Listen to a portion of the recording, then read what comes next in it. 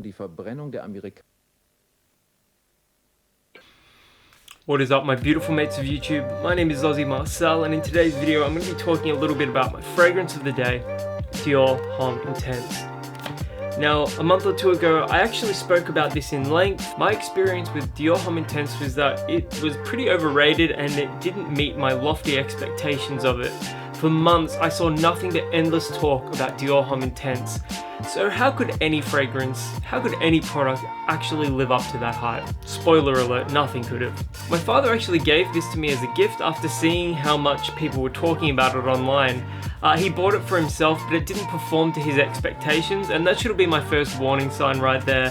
When I used this, the performance on my skin wasn't fantastic either, and we basically had a pretty identical experience. We sort of liked the way the fragrance smelled, but the performance itself wasn't anything too special.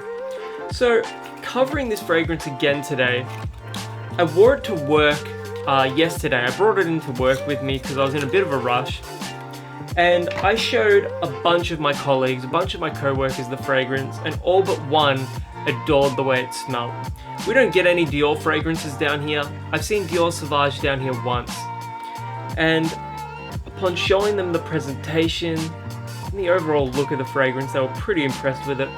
The smell was what they really loved though. And I actually kind of agree with them. This does smell incredible. But for not an obvious reason, I think this is kind of a unisex fragrance, even though it's marketed to men. And my point of comparison with that is Tom Ford's Ombre Leather. People feel that this is kind of like a masculine leather smelling scent, and it does smell very leathery, very masculine, but I still think it doesn't have that sort of masculinity to it that, you know, you associate with a more marketed towards men fragrance.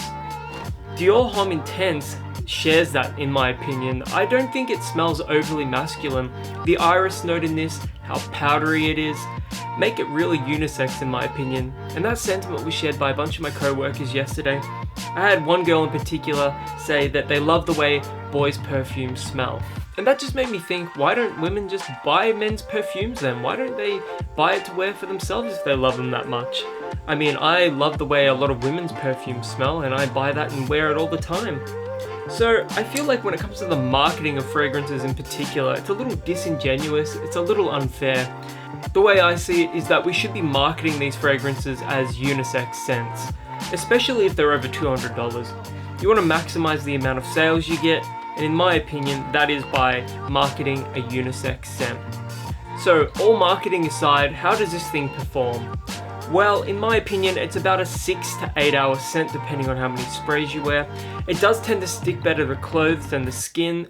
When I put it on my skin, I get about 6 to 8 hours, but if I spray it pretty heavily on the clothes, 3 to 4 sprays, it can last up to 10 hours. By no means is it beast mode, but it performs decently. My expectations though were that it was going to be like a 24 to 48 hour scent, and it really just wasn't. I mean, aside from maybe Dior Homme or Mercedes-Benz Club Black, Zadig and Voltaire's This Is Him, there aren't too many beast mode fragrances that I can think of that actually last more than like 24 hours on my skin. But Dior Homme Intense is one of those scents that after you wear it a little while, you discover nuances that you didn't expect.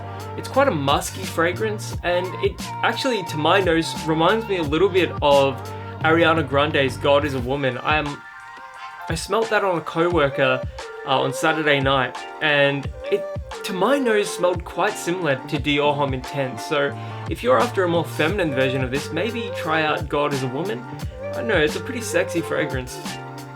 And another thing that I find with this is after I've worn it a little bit and gotten more familiar with the fragrance and the profile of the fragrance, I actually get a tiny bit of smoke, a tiny bit of incense. It's very gentle, it's very subtly there, but I do get a subtle smoky nuance, and I wasn't smelling that when I first opened the fragrance and started wearing it. So perhaps that's got to do with oxygen and the bottle slightly airing a little bit.